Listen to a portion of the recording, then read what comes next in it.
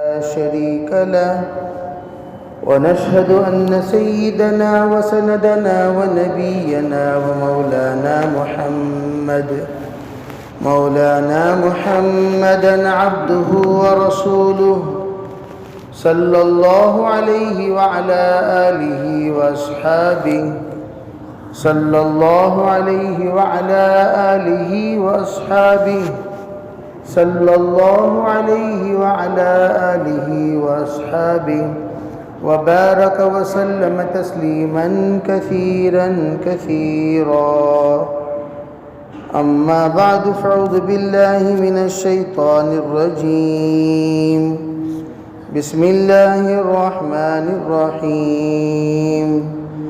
يا أيها النبي قل لأزواجك وبناتك ونساء المؤمنين يدنين عليهن من جلابيبهن ذلك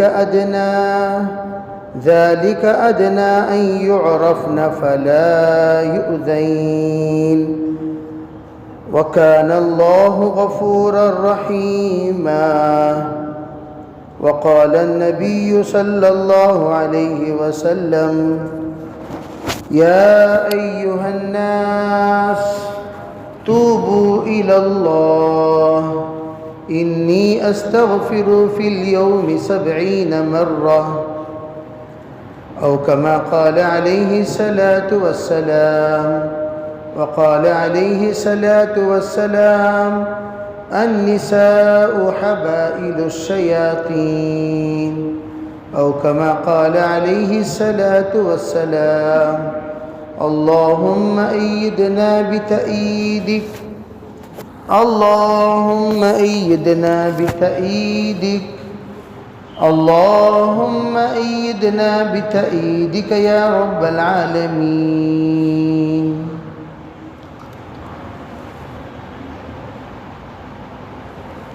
محترم معزز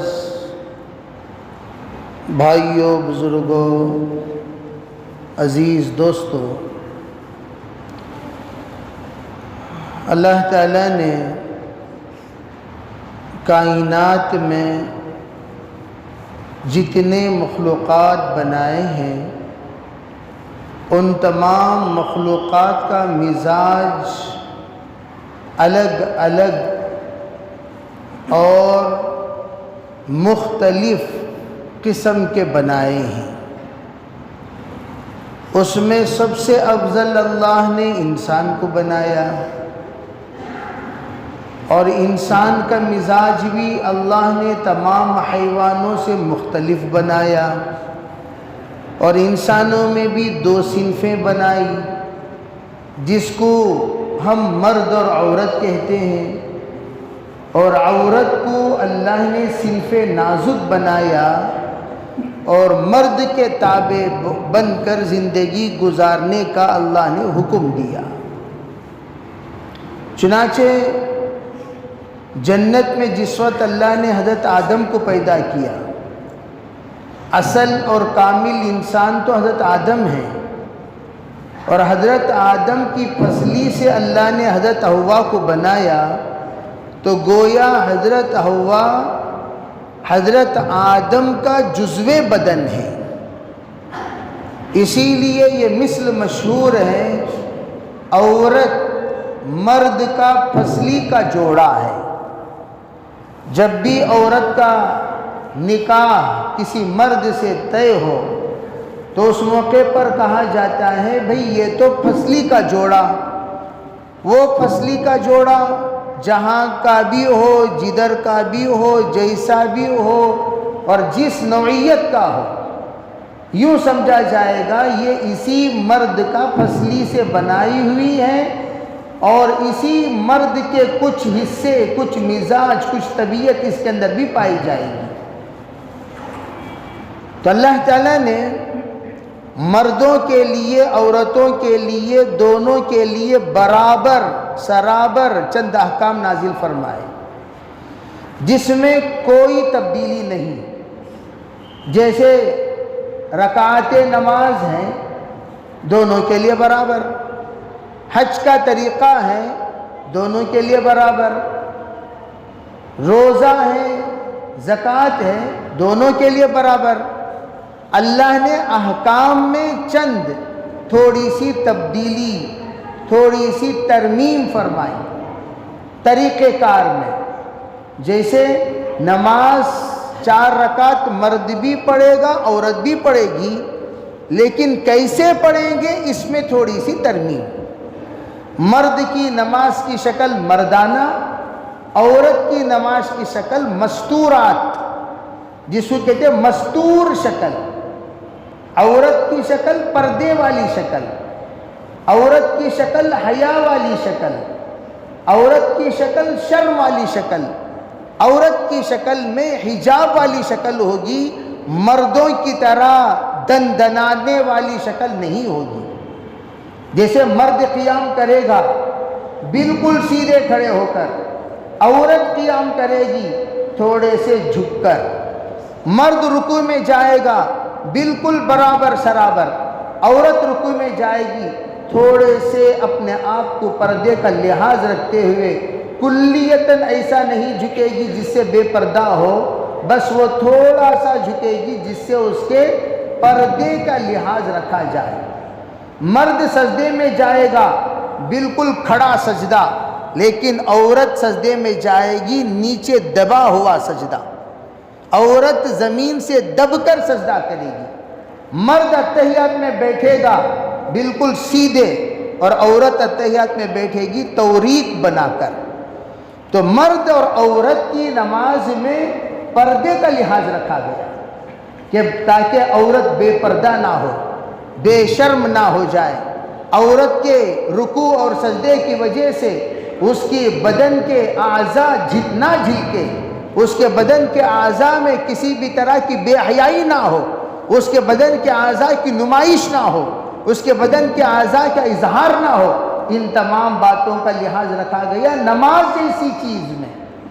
اب آپ اندازہ لگائیے، نماز اللہ کے سامنے پڑھی جا رہی ہے، اللہ کے سامنے رکوع اور سجدہ ہو رہا ہے، پھر بھی اللہ کے رسول صلی اللہ علیہ وسلم نے عورت کے حیا کا لحاظ اس لیے رکھا کہ نماز تو عورت اللہ کے سامنے پڑھ رہی ہے، کسی بھی شخص کی، کسی بھی خاتون کی، کسی بھی مرد کی، نامحرم کی، محرم کی ایسی نظر پڑے جس کے ذریعے سے اس کی بے پردہ ہو، یہ اس کے لیے حیا کے حدود کے خلاف بات ہے۔ اس لیے باقاعدہ اللہ نے نماز کی حالت میں بھی پردے کا لحاظ رکھا۔ پردہ حقیقت میں تمام مذاہب کی عورتوں کو ہے۔ پردہ یہ کوئی صرف اسلام ہی کا حکم نہیں ہے، بلکہ انسانی فطرت ہے پردہ۔ مرد اور عورت جب بھی موازنہ کیے جاتے ہیں تو مرد کو بہت سارے کام سجتے ہیں، اچھا لگتے ہیں، لیکن وہی کام عورت کرے تو لوگ تعجب سے دیکھتے ہیں، بے عورت یہ کام کر رہی ہے، عورت یہ حرکت کر رہی ہے، عورت یہ بات بول رہی ہے، عورت ایسا چل رہی ہے، عورت اس طرح سے دندناتے ہوئے پھر رہی ہے، تو مردوں کو خود تعجب لگنے لگتا ہے، چاہے وہ دیندار ہو یا بے دین ہو۔ عورت کے لیے تمام مذہبوں میں اس بات کا لحاظ رکھا گیا تا عورت بے پردہ نہ ہو، بے حیا نہ ہو۔ یہ الگ چیز ہے، اسلام نے اس کو عزت اور احترام کے ساتھ حد سے زیادہ پردہ کرنے کا حکم دیتا ہے تاکہ ان کی عزت کا لحاظ رکھا جائے، ان کے حقوق کا لحاظ رکھا جائے، ان کا مقام کا لحاظ رکھا جائے، ان کے درجہ کا لحاظ رکھا جائے۔ دیگر تمام مذاہب میں ذلیل ہونے کی وجہ سے عورت کو دور رکھا جاتا ہے، لیکن ہمارے یہاں عورت معزز ہونے کی وجہ سے دور رکھا جاتا ہے۔ آپ کو کمانا بھی منع ہے، کیوں؟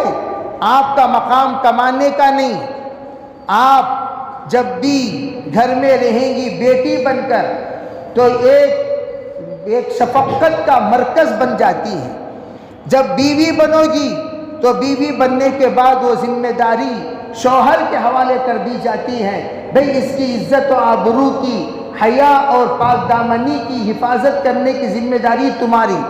اب جب وہ بڑی ہو کر ماں بن جاتی ہے تو باپ کے ذمے اور بھی بات بڑھ جاتی ہے کہ اچھی ماں بن کر یہ اپنے بچے کو پالے، اس طرح کی تربیت دینے کی ذمہ داری وہ بھی تمہاری۔ تو گویا ایک ایک مرحلے میں بیٹی بنتی ہے تو باپ کی حفاظت میں، بیوی بنتی ہے تو شوہر کی حفاظت میں، بہن بنتی ہے تو بھائی کی حفاظت میں، پوتری بنتی ہے تو دادا کی حفاظت میں، نواسی بنتی ہے تو نانا کی حفاظت میں، کسی نہ کسی کی حفاظت میں عورت رہتی ہے، وہی اس کے لیے سیفٹی ہے۔ اب ہم پوچھتے یہ ہیں، ارے بھئی حفاظت کی فکر کیوں؟ عورتوں کو ایک مرد کا سہارا فطری طور پر کیوں ہے؟ کیا ضرورت ہے؟ تمام مذہب والے انسانی فطرت، بے عورت بڑی ہو گئی، اسے شادی کرا دو، اسے شادی کرا دو، اسے شادی کرا دو۔ علماء یہ فرماتے ہیں شادی کرانا اس لیے نہیں ہے کہ یہ بوجھ بن گئی آپ پر، شادی کرانا اس لیے نہیں ہے کہ اس کا کھانا کھلانا آپ کے لیے مشکل ہے، شادی کرانا اس لیے نہیں ہے کہ اس کو کپڑا دینا آپ کے لیے مشکل ہے، شادی کرانا اس لیے نہیں ہے گھر میں جگہ نہیں ہے، شادی کرانا اس لیے نہیں ہے کہ آپ کے اوپر یہ ایک بوجھ بن گئی، ایک اعتبار سے شرم کی چیز بن گئی، بلکہ شادی کرانا اس لیے ہے تاکہ اس کی نسل بڑھے، شادی کرانا اس لیے ہے تاکہ اس کی حفاظت ہو، شادی کرانا اس لیے ہے تاکہ اس کی فیملی بنے، شادی کرانا اس لیے ہے تاکہ یہ ایک سوسائٹی میں مقام اور مرتبے والی، شان و شوکت والی، عزت والی بن جائے، اس کے لیے شادی کراتے ہیں، اس سے نہیں کراتے کہ آپ پریشان ہیں۔ تو علماء یہ فرماتے ہیں ان تمام مرحلوں میں عورت کو ہم نے جو عزت اور مقام دیا، وہ مقام اس لیے تاکہ عورت اپنے تمام طرح کی ضروریات کو کسی نہ کسی کے تابع رہ کر، کسی نہ کسی کے ذمہ داری میں رہ کر پوری کرتی رہے اور اپنی منزل کی طرف پہنچتی رہے۔ لیکن میرے عزیز بھائیوں، اسلام جس وقت پردے کا حکم دیا تو لوگوں نے یوں سمجھا کہ پردہ ایک مصیبت ہے، پردہ ایک قید خانہ ہے، پردہ آزادی پر پابندی ہے، پردہ آزادی کو ختم کرنے والی چیز ہے، پردہ ایک غلام اور باندی بنانے کی شکل ہے۔ یہ سوچ کر اغیار نے پردے پر انگلی اٹھائی، اغیار نے پردے پر انگلی اٹھائی۔ میں آپ لوگوں کو یہ بتانا چاہتا ہوں کہ سب سے زیادہ عورتوں کو بے پردہ کرنے والے یورپ ممالک والے ہیں۔ اگر یورپ ممالک کے مذہب میں بھی آپ پوچھیں کیا آپ کے یہاں پردہ نہیں ہے، خود عیسائی مذاہب میں یہ بات موجود ہے۔ یورپ ممالک میں باقاعدہ سر ڈھانکنا ہر لڑکی کے لیے جو لڑکی بالغ ہو چکی ہے، یہ عیسائی مذہب میں ضروری ہے، واجب ہے۔ اور تمام جتنے ان لوگوں نے کیا کیا، اپنے مذہب کو فادر اور سسٹر کے لیے خاص کر دیا، سسٹر اور فادر کو کہہ دیا جتنا عیسائی مذہب کے احکام ہیں اس کے پابند تم ہو جاؤ، ہم نہیں ہوتے، تم وقف ہو جاؤ۔ اس لیے کہ ان لوگوں نے ان کے نبی ہی کو تمام کے گناہوں کے بدلے میں قربان کر دیے۔ وہ یوں کہتے ہیں، ان کا یہ عقیدہ ہے کہ حضرت عیسیٰ علیہ السلام ہم سب کے گناہوں کو مٹانے کے لیے پھانسی پر چڑھ گئے، سولی پر چڑھ گئے، اپنے آپ کو قربان کر دیے، اپنے آپ کو مٹا دیے، اپنے آپ کو نیست و نابود کر دیے، وہ اس لیے تاکہ ہم اچھے رہیں اور ہم پاک و پوتر رہیں۔ یہ ان لوگوں کا تصور ہے۔ آپ اندازہ لگاؤ جو لوگ اس تصور کے ساتھ اپنے مذہب کو اپناتے ہوں تو وہ کیا عمل کریں گے؟ چنانچہ انہوں نے کیا کیا، سسٹر کو کہہ دیا تم پردہ کرو۔ تو تمام سسٹروں کا لباس آپ دیکھ لیں، بالکل پردے والا لباس، بال بھی آپ کو نظر نہیں آئے گا، بدن پورا ہاتھ چھپا کر رکھیں گی، پورا بدن چھپا کر رکھیں گی اور ڈھیلا ڈھالا لباس پہنیں گی۔ تو گویا یورپ ممالک کا مذہب میں بھی پردہ ہے، بے پردہ کوئی مذہب نہیں۔ آپ غیروں کو اٹھا لیجئے، کفار کو اٹھا لیجئے، کفار کا تو کوئی مذہب نہیں ہے، ان کا اپنا خود بنایا ہوا مذہب ہے۔ ان کے مذہب میں گھونگھٹ ڈال کر رکھنا یہ ان کے مذہب کا شیوا ہے، ان کے مذہب کی پابندی ہے۔ گھونگھٹ کا ہٹ جانا، وہ بے پردہ اور بے حیا بے شرم کہیں گے۔ گھونگھٹ کا ڈالے رکھنا یہ ان کے لیے پردہ اور حیا اور با ادب عورت کا لحاظ رکھا جائے گا۔ اگر ان کے یہاں مردوں کی بات چیت میں عورت بیٹھ جائے بے ادبی ہے، مردوں کی گفتگو میں عورت رائے دے بے ادبی ہے، مردوں کے درمیان عورت حکومت کرے بے ادبی ہے، مردوں کے درمیان عورت آ کر اپنے ٹانگ اڑائے، ان تمام چیزوں کو وہ لوگ برداشت نہیں کرتے ان کے یہاں بھی۔ اور اسلام کیا کہتا ہے؟ اسلام بھی فطری ہی حکم دیتا ہے۔ میں آپ کو یہ بتانا چاہتا ہوں، یہاں تک کہ آپ چلے جائیں سکھوں کے یہاں، سکھوں کے یہاں بھی آپ کو معلوم ہونی چاہیے، سکھوں کا جو سب سے بڑے گزرے ہیں گرو نانک، یہ اصل میں مسلمان گزرے ہیں، ان کا نام تھا مولانا عبدالشکور صاحب۔ یہ گرو نانک ان کا خاندان تھا، نانک ان کا خاندان تھا۔ انہوں نے کیا کیا؟ جس وقت دین کا کام کرنا شروع کیے تو الٹی ترتیب بنائی، لا الہ الا اللہ محمد رسول اللہ، یہ ترتیب اصل ترتیب ہے۔ انہوں نے یہ سوچا پہلے محمد الرسول اللہ کو سمجھائیں گے، پھر لا الہ الا اللہ کو سمجھائیں گے۔ چنانچہ انہوں نے سنت سے کام کرنا شروع کیا، سنت سے۔ پہلے سنت والا لباس پہنو، پہلے داڑھی رکھو، پہلے پگڑی باندھو، پہلے تلوار رکھو، پہلے اپنے آپ کو پابند بناؤ۔ تو اس طرح عورتوں کا لباس جو پنجابی لباس کہلایا جاتا ہے، یہ پنجابی لباس ہمارے زمانے کا، اس زمانے کا مسنون لباس ہے، ڈھیلا ڈھالا۔ جو ہم لوگ جو مستورات کا جو لباس پہناتے ہیں، ڈھیلا ڈھالا لباس، پیجامہ اور اس کے اوپر کی قمیص، یہ لباس پنجابی لباس ہے جو حقیقت میں مسنون لباس ہے۔ اور کیا حکم دیا گیا؟ تمام عورتیں گرو کے سامنے نہ بیٹھیں، پیچھے بیٹھیں۔ تمام مرد بیٹھیں گے سامنے، عورتیں بیٹھیں گی پیچھے۔ مرد اپنا سر ڈھانک کر بیٹھیں گے، سر کھلا ہوا بیٹھنا گردوارے کا بھی بے ادبی ہے۔ آج کل تو ماشاءاللہ مسجد میں بغیر ٹوپی کے بھی لوگ بیٹھنے کے عادی ہو گئے ہیں، لیکن گردوارے میں جب بھی آپ جا کر دیکھیں گے کرچیف باندھ کر بیٹھیں گے، بغیر ٹوپی کے، بغیر کرچیف کے کوئی بھی آپ کو گردوارے میں نظر نہیں آئے گا۔ عورتیں بیٹھیں گی پیچھے، بالکل گھونگھٹ ڈال کر، اوڑھ کر، سامنے آ کر بیٹھنے کی ان کو اجازت نہیں۔ اور اندر آنے سے پہلے چہرہ دھونا، ہاتھ دھونا، سر پوچھنا، پیر دھونا، جس کو ہم لوگ وضو کہتے ہیں، وہ لوگ بھی کرتے ہوئے آ کر بیٹھتے ہیں۔ تو میں یہ بتانا چاہتا ہوں کہ جہاں پر مذہب کی بات آ گئی تو انہوں نے بھی، گرو نانک نے باقاعدہ ان کو سمجھایا کہ تم لوگ اس طرح سے طریقہ اختیار کرو۔ سنت والا عمل شروع تو ہو گیا، لیکن مکمل توحید والی بات کہنے سے پہلے گرو نانک کا انتقال ہو گیا، اسی لیے ان کا مذہب ادھورا رہ گیا، ان کی دعوت ادھوری رہ گئی۔ آپ آج بھی جا کر دیکھو، ان کے یہاں کوئی پتلا نہیں، ان کے یہاں کوئی معبود نہیں، ان کے یہاں کسی بھی اعتبار سے وہ لوگ پوجا پاٹ نہیں کرتے، درمیان میں جا کر بیٹھتے ہیں۔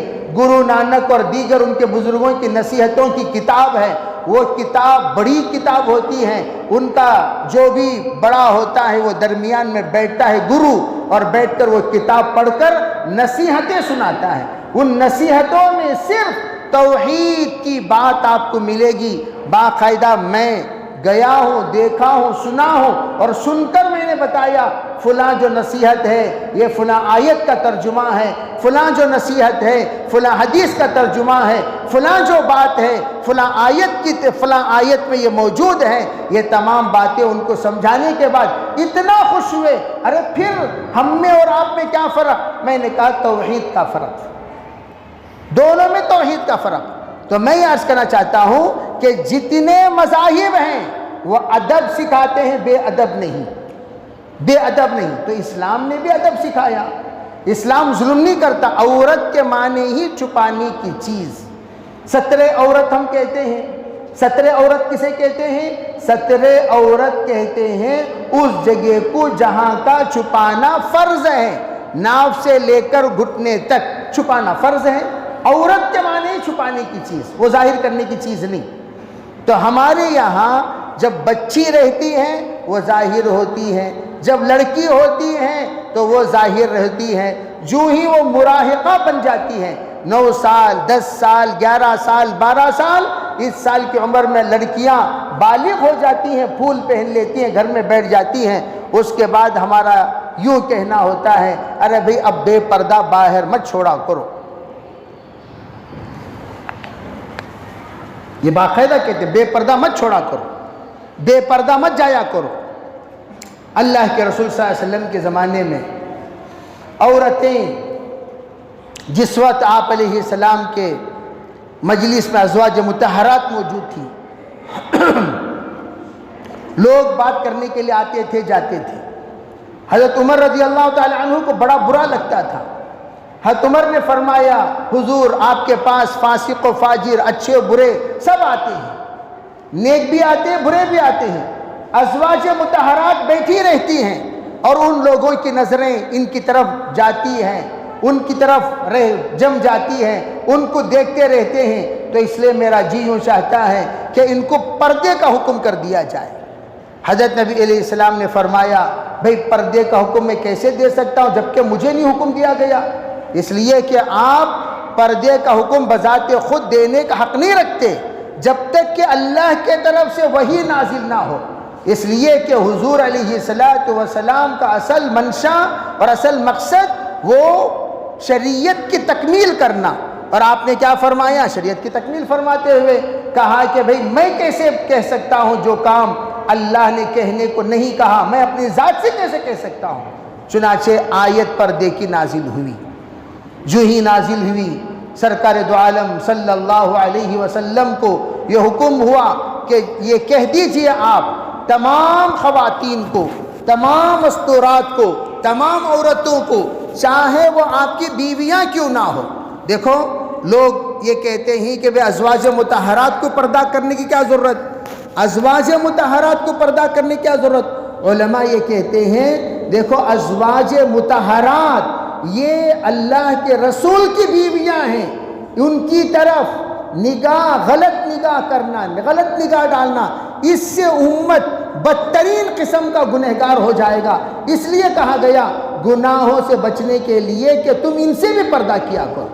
چنانچہ آیت نازل ہوئی یا ایھا النبی، اے نبی جی صلی اللہ علیہ وسلم، قل لازواجک، آپ اپنے بیگمات سے کہہ دیں، وبناتک، اور اپنی بیٹیوں سے کہہ دیں، ونساء المسلمین، تمام مسلمان عورتوں سے کہہ دیں، کیا کہہ دیں کہ یدنین علیہن من جلابیبہن، فرمایا وہ اپنے اوپر گھونگھٹ لٹکایا کریں، پردہ ڈال لیا کریں، برقع پہن لیا کریں، بڑی اوڑھنی اوڑھ لیا کریں، بڑی چادر ڈال لیا کریں جس میں ان کا کوئی چہرہ، کوئی بدن کا کوئی حصہ نہ جھلکے۔ ذَلِكَ أَدْنَىٰ أَن يُعْرَفْنَا، فرمایا یہ کیا ہے؟ ان کی پہچان کے لیے ادنا سا، ذَلِكَ أَدْنَىٰ یعنی وہ جو پردہ ڈالیں گی، وہ پردہ جو ڈال لیں گے اپنے اوپر، وہ پردہ اس طریقے سے ڈال لیں کہ ان کی پہچان، تھوڑی سی پہچان ہو، تھوڑی سی پہچان ہو، بس کافی ہے۔ زیادہ پہچان نہ ہو کوئی بات نہیں، تھوڑی سی ان کی پہچان ہو۔ یوں فرمایا ذَلِكَ أَدْنَىٰ أَن يُعْرَفْنَا فَلَا يُؤْذَيْنَ، اس طرح پردہ ان کو ڈال لیا جائے کہ ان کی تھوڑی سی پہچان ہو، اس کی بھی اجازت نہیں دی جائے گی کسی بھی اعتبار سے۔ اب ہماری عورتیں پہچان کیا، پورے گاؤں گلی والے جانتے ہیں فلاں کی بیوی کون ہے، پورے گاؤں گلی والے جانتے ہیں فلاں کی بیوی کون، ارے انہیں چو باہر پھرتی رہتی نہیں، ہاؤ انہیں چو اس کی بیوی، ارے اس کی بیٹی کون، ارے وہ جاتی رہتی نہ، ہاؤ انہیں چو اس کی، پورے گاؤں گلی والے۔ آپ کی بیوی کو کون نہیں پہچانتا؟ سب پہچانتے ہیں، پورا محلہ جانتا ہے۔ کیوں؟ آپ تو جناب ان کو رکھ کر گھومتے رہتے ہیں، جب بھی آپ کے قرضدار آتے ہیں بیگمات کو سامنے کھڑا دیتے ہیں، جب بھی کوئی آتا ہے دکان میں کوئی چیز لینے کی ضرورت پڑتی ہے بیگم آپ کی باہر نکلتی ہیں۔ آپ کی بیگم کو تو پورا محلہ والے، اس لیے کہ وہ تو برقع پہنتی ہی نہیں، پہنتی ہے تو چہرہ کھلا رہتا ہے، چہرہ ہی سب سے بڑا آئی ڈی ہوتا ہے۔ اسی لیے فرمایا ارے بھئی ان لوگوں کو ذرا بھی نہ پہچانے، اس طرح پردہ ڈالنی چاہیے، تھوڑا سا بھی ان کی پہچان نہ ہو، ان کی آئی ڈی نہ ہو، ان کو نہ جانے، اس طرح کا پردہ جس کو آج کل تبلیغی برقع کہا جاتا ہے، وہ برقع اصل برقع۔ برقع کسے کہتے ہیں؟ برقع کہتے ہیں اس کو جو تمام اعتبار سے محفوظ رکھے عورت کو، بدن بھی اس کا محفوظ رہے، چال بھی اس کا محفوظ رہے، کھال بھی اس کا محفوظ رہے، بال بھی اس کا محفوظ رہے، حال بھی اس کا محفوظ رہے، اسے کہتے ہیں مکمل برقع۔ جیسے دیوبند وغیرہ میں برقع پہنتی تھی عورتیں، پرانی بوڑھیاں، کہ سر کو صرف ٹوپی کی طرح پہنایا جاتا تھا اور پورا بدن چھپ جاتا تھا، جو اس زمانے میں افغانستان میں استعمال ہوتا ہے، وہ برقع اصل مدینہ منورہ کا برقع، جہاں پر صرف ایک سوراخ ہوتا تھا سامنے، وہ سوراخ کے ذریعے سے عورتیں راستہ لیتی ہوئی چلتی تھی، راستہ کو صحیح اندازہ لگاتی ہوئی چل جاتی تھی۔ وہ برقع اصل برقع، جس میں ہاتھ کتنا موٹا ہے، بدن کتنا موٹا ہے، چال کیسا ہے، حال کیسا ہے، کچھ نہیں پتہ چلتا تھا۔ اس طرح کے برقعے کو برقع کہتے ہیں۔ لیکن ہمارے برقعے تو ڈریس سے بھی بھاری ہوتے ہیں، ہمارے جو برقعے ہیں وہ برقعے نہیں ہیں، ڈریس ہیں، ڈریس سے بھی بھاری، کیا چمک، کیا دھمک، اس میں کیا لیس، کیا حال، کیا کھال، اور کیا ڈیزائننگ، کیا اس میں جال، یہ تمام کے ساتھ جو برقعے بنائے جاتے ہیں وہ برقع نہیں ہے، وہ ڈریس ہے۔ اسے برقع نہیں بولتے، اسے ڈریس بولتے ہیں۔ کالا ڈریس لا لے تو برقع تھوڑی بولیں گے، اسے برقع نہیں بولیں گے، اسے ڈریس کہیں گے۔ چنانچہ عورتیں ہماری جو بھی پہن کر گھومتی ہیں وہ ڈریس ہے، برقع نہیں۔ اور اللہ تعالیٰ نے یوں فرمایا، دیکھیے کہ آپ کو چاہیے کہ آپ تمام خواتین سے کہہ دیں وہ برقع پہنیں۔ چنانچہ صحابہ کرام اپنے اپنے خواتین کو چادر، اس زمانے میں چادر اوڑھتی تھی، بڑی چادریں اوڑھ کر صحابیات نکلا کرتی تھی۔ دھیرے دھیرے اللہ کے رسول علیہ السلام نے مسجد کو آنے سے بھی روکا، مسجد کو مت آیا کریں۔ حضرت عائشہ فرماتے رضی اللہ تعالیٰ عنہ، بخاری کی روایت، اگر ہمارا حال جو اس وقت ہم لوگ دیکھ رہے ہیں سرکار کے وصال کے بعد، سرکار کو پتہ چلتا، ہرگز مسجد میں آنے کی اجازت نہ دیتے۔ آپ اندازہ لگاؤ، 1400 سال پہلے صحابہ اس بات کا مکمل طور پر خیال کرتے تھے کہ یہ روک دینا چاہیے، اس کو رکاوٹ دینا چاہیے، مسجد کو عورتیں نہیں آنی چاہیے۔ چنانچہ حضرت عمر رضی اللہ تعالیٰ عنہ ایک مرتبہ، 2 مرتبہ اپنے بیگم کو سمجھایا کہ بیگم تم باہر مت جایا کرو، لیکن وہ بیگم باہر جانے سے رکی نہیں، مسجد کو جا تو نماز پڑھنے، مسجد کو جا تو نماز پڑھنے، مسجد کو جا تو نماز پڑھنے، مسجد کو گئی ایک مرتبہ۔ حضرت عمر رضی اللہ تعالیٰ عنہ آہستہ چھپ کر بیٹھ گئے، بیٹھ کر حضرت عمر نے برقعے کو ایک جھٹکا مارا، چھپ کر خود بیٹھے اور اپنے بیگم کے برقعے کو جھٹکا مارا۔ بیگم کو برقعے کو جھٹکا مارنا تھا، فوراً واپس لوٹ گئے، اب وہ ٹرن ہو گئی، گھر چلی گئی۔ حضرت عمر نماز پڑھا کر گھر تشریف لائے، پوچھا کیا بیگم آج آپ مسجد کو نہیں آئی؟ تو کہنے لگی کہ کہاں سے آتی، زمانہ بہت خراب چل رہا ہے۔ یہی بات حضرت عمر سمجھانا چاہ رہے تھے، یہی بات حضرت عمر سمجھانا چاہ رہے تھے، وہ سمجھنے کو تیار نہیں تھی۔ تو حضرت عمر نے خود کیا ہوگا اندھیرے میں مسجد جانے پر، کیا ہوگا اندھیرے میں مسجد کو، اگر مسجد کو آمد رفت رکھنے پر مغرب عشاء فجر میں اندھیرے میں جو عورتیں جاتی آتی ہیں کیا ہو سکتا ہے، کیا ہو سکتا ہے، یہ جھڑک بتایا، بتاتے ہی فوراً انہوں نے نیت بدل لی۔ تو علماء کہتے ہیں اسلام پردہ کرنے کا حکم اس لیے دیتا ہے، اس میں عورتوں کی عزت و آبرو کی بھی حفاظت ہے۔ اور تمام لوگ کہتے ہیں حضرت کیا اور بھائی شادی میں نے قبول کیا، جو آپ نے فرمایا میں نے قبول کیا کہنے کے بعد آپ نے قبول کیا، گاؤں والوں نے قبول نہیں کیا۔ علماء یہ فرماتے ہیں آپ کی بیوی ہیں، اس کا حسن و جمال اور اس کی تمام طرح کی خوبیوں کے مالک آپ ہیں، آپ اس کے ذمہ دار۔ اگر آپ کی بیوی کی طرف اس وقت میں یہ بہت عام ہو گیا، اس کی بیوی کو انہیں بلا لے چلے گا، اس کی بیوی کو انہیں بلا لے چلے گا، اس کی بیوی کا اس کے ساتھ تعلق ہے، اس کا بیوی کی اس کے ساتھ تعلق ہے، یہ سب کیوں ہے معلوم؟ یہ سب گھر میں مردوں کو بلانا اور عورتوں سے سروے کرانا، اسے بھاڑخو کہتے ہیں، عورتوں سے سروے کرانا۔ اے جی ذرا چائے بنا لے کہو جی، آؤ، اے بھیا سکت جی آؤ، پرواہ نہیں، ارے ہم تمہارے ماموں سے کیا ہو پرواہ نہیں، تمہارے چچا کے سے کیا ہو پرواہ نہیں، تمہارے خاص بھائی کے سے کیا چاہو پرواہ نہیں، ہمارے چڈی دوست تینوں، ہمارے لنگی دوست تینوں، ہمارے حگیز دوست تینوں بول کو بلا بلا کو تعارف کراتے رہنا۔ ارے تیری بیوی ہے، کیا ضرورت ہے گاؤں گلی والوں کو تعارف کرانے کی؟ تو تیرے بیوی کو گھر میں رکھ لے بیٹھ بھائی، میں نے قبول کیا جب تو نے کہا، صرف تو نے قبول کیا۔ غیرت والا مرد ہونی چاہیے، تمام عورتوں کو اپنی بیوی کا تعارف غیر مردوں سے کرانا انتہائی بے غیرتی کی بات ہے، اور ہمارے یہاں پردہ ہی نہیں ہے۔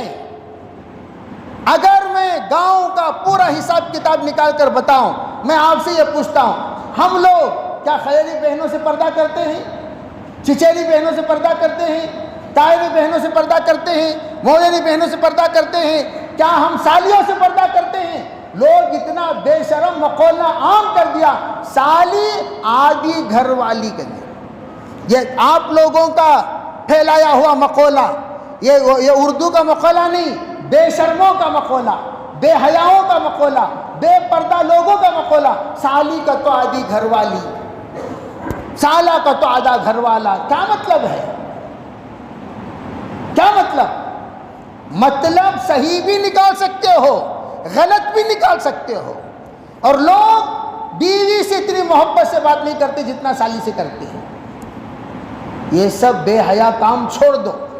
میں یوں کہنا چاہتا ہوں، خالی پردہ اسکول میں لگائے، پردے کے بارے میں انہوں بولے، پردے کے بارے میں انہوں بولے، ارے بھئی یہ سب بولتے رہیں گے، یہ اسکول کا معاملہ نہیں ہے، یہ تو ارے آج احتجاج ہو رہا ہے، اور آپ کو کیا معلوم، آپ کو کیا معلوم کتنی مسلمان لڑکیاں اسکول میں حاملہ ہو گئیں، یہاں بنگلور میں کتنی اس پر تو کوئی احتجاج نہیں ہوا۔ کتنی مسلمان لڑکیاں بنگلور کی غیروں کے ساتھ بھاگیں اسکول میں۔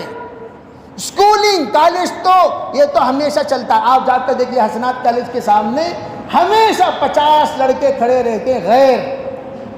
کیا حسنات میں پڑھنے والے چمبار لڑکیاں ہیں؟ پورے مسلمان برقعے کے ساتھ آتی ہیں، غیر مردوں کے ساتھ جاتی ہیں، گھومتی ہیں، پھرتی ہیں، پھر لا کر اپنے گھر میں آ کر ڈراپ کر کے جاتا ہے۔ میرے بھائیوں، یہ سب پردہ سب سے پہلے تم پیدا کرو۔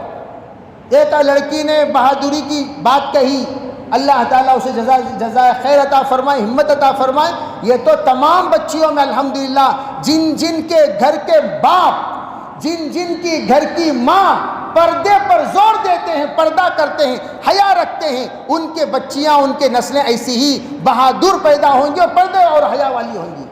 لیکن 90% تو بے حیا ہے، 90% تو بے شرم ہے، 90% تو بے غیرت ہے، 90% تو بے مروت ہے. سب آتے ہیں گھروں میں بیٹھتے ہیں مذاق کرتے ہیں. یہ پرسوں ایک صاحب کہنے لگے شادی ہونے کے بعد اکیلی لڑکی میرے فرینڈز کا نکاح ہے یہاں سے لے کر بھوپال سفر کرتی ہے اور 4 مہینے رہ کر آتی ہے.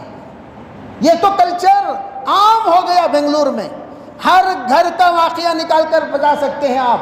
ہر گھر کو چلے جائیے جائیے ایک واقعہ آپ کو ضرور ملے گا.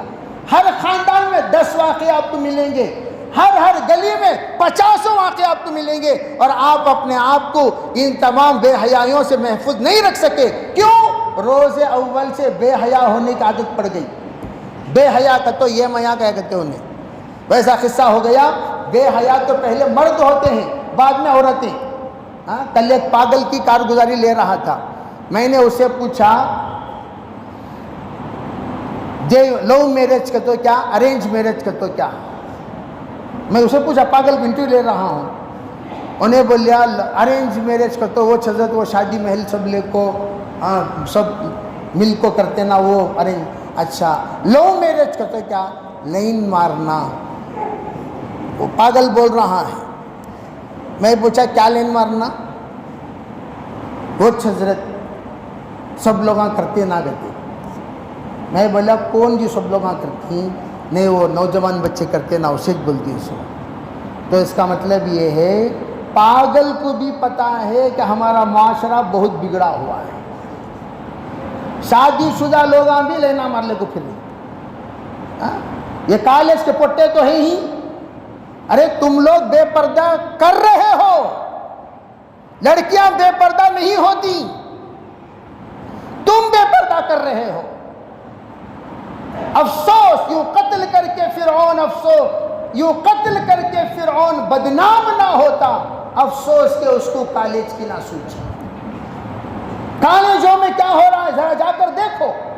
تمہاری بیٹی برقع میرے والد محترم ایک مرتبہ آج سے 8 سال پہلے کہنے لگے شیواجی نگر سے ٹینی روڈ آنے والی تمام بسوں میں شیواجی نگر میں 50 لڑکیاں اگر برقعے کے ساتھ چڑھتی ہیں لیکن اترتی ہیں 20 برقعے کے ساتھ 30 بغیر برقعے کے. جا کر بسوں کا حال دیکھو. ٹون بسوں کا حال دیکھو. بڑا بے غیرتی کی بات ہے. آٹو وہ اسے کیا کہتے ہیں 4 مینار سے لے کر ٹینی روڈ سرکل کے لیے وہ اس طریقے سے لوگوں آٹو بنائے نہیں بنائے بڑی وہ جو ٹرپ والے آٹو ہیں 10-10 روپے کے 20-20 روپے کے. ان آٹو میں ڈرائیور اس کے آزو بازو لڑکیاں مسلمان برقعے والی. کیا اس کی بہن ہے یا اس کی بیوی ہے کون ہے وہ. آرام سے بیٹھتی ہیں اور آرام سے بات کرتی. اس طرح کا بے حیا کا ماحول اگر ہم بنائیں گے تو ہماری عورتیں ہماری بچیاں حیا والی کیسے بنیں گی. کیا آپ نے جائزہ لیا اپنی بیٹی کا. تم کالج بیٹی کیسے جاتی ہو کیسے آتی ہو کس کے ساتھ جاتے ہو کس کے ساتھ جاتے ہو. کالج میں تمہارے فرینڈس کون کون ہیں. ارے بھائیو دوستو عزیزو سب سے بڑا صدمہ تو ہم لوگوں پر ہے کہ ہم نے اپنے گھر کی عورتوں کو کنٹرول کیسا کرنا چاہیے کر نہیں سکے. پردہ کسے بولتے ہیں حیا کسے بولتے ہیں ہم نے نہیں سمجھا. جا کر غیروں سے کیا گلہ کرنا ہے غیروں سے کیا گلہ کرنا وہ بولو. اپنوں سے یہ حال ہے تو غیروں سے کیا جا کر گلہ کریں. اس لیے میرے بھائیوں بڑی افسوس کی بات صرف غیروں کے سامنے حجاب حجاب حجاب. اب بھائی حجاب کسے کہتے ہیں ہمیں خود معلوم نہیں. حجاب کی فضیلت کیا ہمیں خود معلوم نہیں. ہمارے گھروں کی پرسومی میں بتایا تھا ہماری گھروں کی عورتیں آج تک بھی ہاف ہینڈ پہنتی ہیں. فرض ہے پورا ہاتھ پہننا. تمام اماموں کے نزدیک امام مالک ہو امام شافعی ہو امام احمد ابن حنبل ہو امام ابو حنیفہ ہو پورا بدن چھپانا.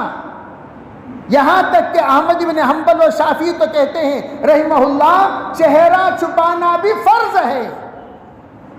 امام ابو حنیفہ رحمۃ اللہ فرماتے ہیں فتنے کا اندیشہ ہے تو چہرہ چھپانا فرض ہے، اندیشہ نہیں ہے تو مستحب ہے۔ یہ کب کہا امام ابو حنیفہ رحمۃ اللہ نے؟ پرانے زمانے میں۔ لیکن امام ابو حنیفہ رحمۃ اللہ کے شاگرد امام محمد اور امام ابو یوسف، ان دونوں نے اپنے زمانے میں فرض قرار دے دیا چہرہ چھپانا بھی فرض ہے۔ کیوں؟ اس لیے کہ آدمی یہاں ہاتھ کو دیکھ کر مجنون نہیں ہوتا، پیر کو دیکھ کر مجنون نہیں ہوتا۔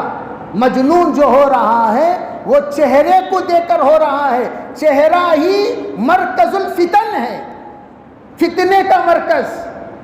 چہرے کو دیکھ کر آدمی مجنون ہو جاتا ہے، پاگل ہو جاتا ہے، چہرے کو دیکھ کر آدمی وہ فریفتہ ہو جاتا ہے۔ اس لیے علماء کہتے ہیں پہلے چہرہ چھپانا، اور چہرے میں سب سے زیادہ خوبصورت آنکھ ہے تو آنکھ پر بھی پردہ ڈالو، آنکھ پر بھی جالی ڈالو تاکہ آنکھ بھی نظر نہ آئے۔ اگر آنکھ نظر آئے گی تو آنکھوں سے آنکھوں کا اشارہ ہو گیا، اس میں بھی فتنہ ہو جاتا ہے۔ اس لیے فرمایا آنکھ پر بھی۔